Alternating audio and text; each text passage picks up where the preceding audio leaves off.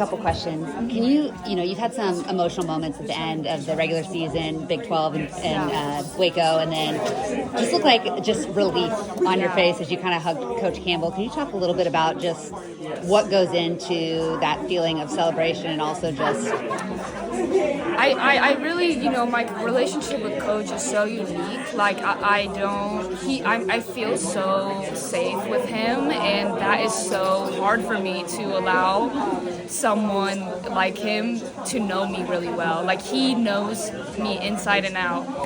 And so the fact that he sees the real me and loves me anyway, like, he really has been such a Christ-like leader for me that it's been everything to me this year. So, like, anytime we have these moments together, I really he's like a second dad to me in that way. And before any basketball, like his discipleship of leading me to act, like to walk in faith, is the biggest thing. And so most of those emotional moments aren't even about accomplishments on the basketball floor. It's about how he's helped me walk in this moment as a young woman. So that's really where the emotion comes from, and I think that's why it's so raw and powerful, is because it really doesn't have anything to do with basketball.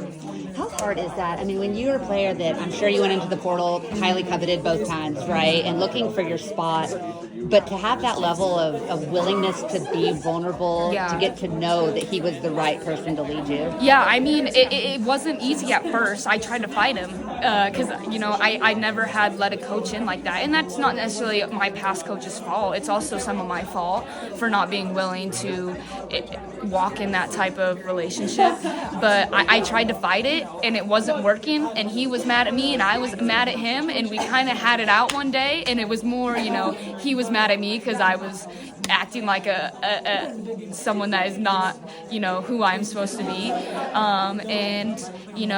In that moment, I looked at him and I said, okay, I'm going to trust you. I'm going to trust you. And I told him that, and he held me to it, and I've done it ever since. And so it's just worked out. How difficult has that? I mean, you don't have to get into details, obviously. You've talked about the pain and the darkness and the struggle, and some of that has been lived out in front of the public, and I'm sure there's been a lot more behind the scenes. Yep. The feeling of joy that you seem to play with, how have you kind of walked through that darkness to get to this point? Yeah, I mean, a lot of it is, ever since I was in high school, and, the way that I got exposed to the media and social media at such a young age, I really struggled with mental health things. When I was younger and in college, I was suicidal, I was heavily medicated, and I felt trapped, and I didn't, and you would never know because I was having a ton of success on the court, but internally and in life in general, like I was ready to be done. And so that's what I mean when I speak on suffering and pain, is like I didn't even want to live. So like to come from that to this is incredible. And like I've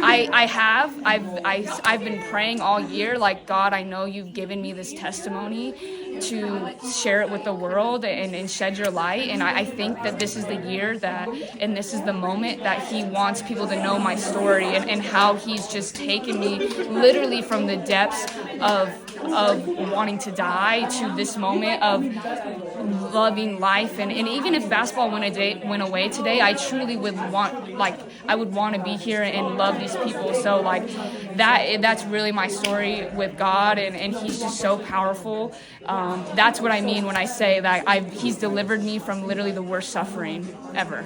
That's an incredible story, an incredible testimony, but it never gets easier, right? 100%, and the brighter the spotlight gets, the more the comments, the more the things. How do you continue to hold that strength, and what role has this team and this staff and this time of your life played in that? It is, like you said, like the moment you think you've conquered it, you fall back into it. And like even times this year, it's much better than it's been, but I've had bad moments as well. Like depression's not something that it just goes away.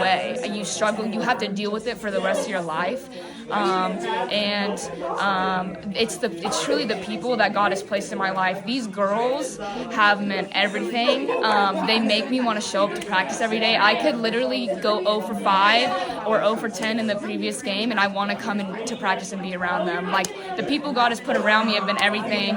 That my parents, my boyfriend, my trainers, my sports psychologist, everybody has really just held me together. And so, like like I said in there, you see me in the spotlight, but it's all these people's hands like holding me up. And I really can't thank everyone enough. You talk a lot about the journey, like valuing that. How have you learned to value How have you learned to value the journey over the results? Yeah, it started with Kobe. He planted that seed in me, and I didn't know it at the time, but it's the essence of life, and it's basically been the sum of my career is how can I enjoy this journey and last year and the years before, even though it wasn't exactly what I wanted, it's made me who I am, and it's given me this platform this year, and it's all come together. Awesome.